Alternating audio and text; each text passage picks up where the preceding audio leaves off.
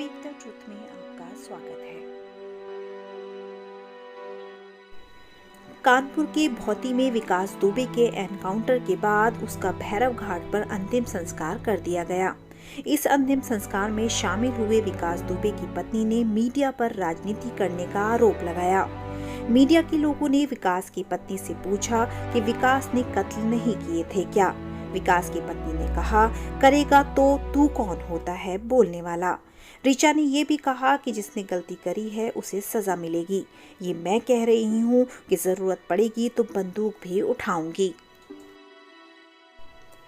UP का most wanted gangster विकास दुबे गुरुवार को उज्जैन में पकड़े जाने के बाद से टेंशन में था।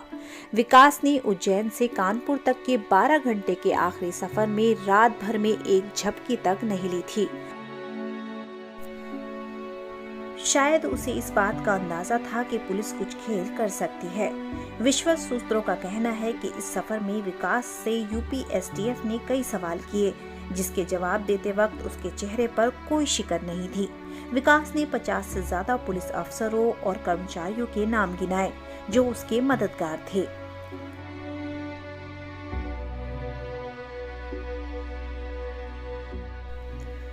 सूत्रों की मानी तो गिरफ्तारी के बाद उज्जैन से कानपुर लौटते वक्त विकास दुबे ने एसटीएफ को कानपुर के 4 बड़े कारोबारियों, 11 विधायकों और 2 मंत्रियों के नाम लिए हैं, जिनसे उसके घनिष्ठ संबंध थे।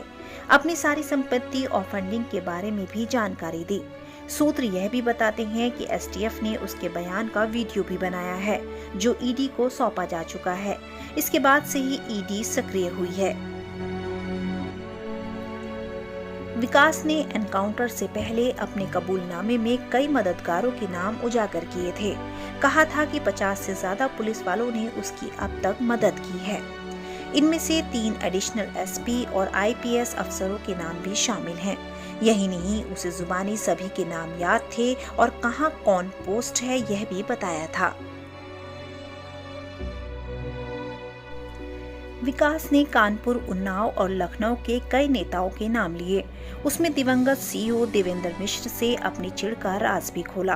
कहा कि सीईओ उसे हद में रहने की बात करते थे, लेकिन वह चाहता था कि उसके गांव, आसपास के इलाके और थाने पर सिर्फ उसका ही राज चले। पुलिस का दखल उसे पसंद नहीं था। विकास ने यही बात उज्जैन में भी पूछताछ के दौरान कही थी। उसने बताया था कि सीईओ उसे लंगड़ा कहते थे। मेरे क्षेत्र में मुझे ऐसा कोई कैसे कह सकता है, इसलिए सोच रखा था कि इसे निपटाऊंगा। सीईओ से चिढ़ थी, अन्य पुलिस वालों का क्या दोष था? इस सवाल के जवाब में विकास ने अफसोस जताया। उसने कहा कि गुस्से में इतना बड़ा कांड हो गया, लेकिन इतनी बड़ी कार्रवाई हो जाएगी इसका अंदाजा नहीं था। उसे लग रहा था कि उसके खास लोग उसे बचा लेंगे। अब तक विकास के अलावा उसके करीबी प्रभात, बउआ, अमर दुबे, प्रेम प्रकाश पांडे और अतुल दुबे का एनकाउंटर हो चुका है। नामजद में 21 आरोपियों में से 12 अभी फरार हैं। वहीं चौबेपुर के एसओ रहे विनय तिवारी, दरोगा के शर्मा समेत 12 लोगों की गिरफ्तारी भी हुई है। इसके साथ ही विकास दुबे के परिवार वालों को भी गिरफ्तार किया जा रहा है।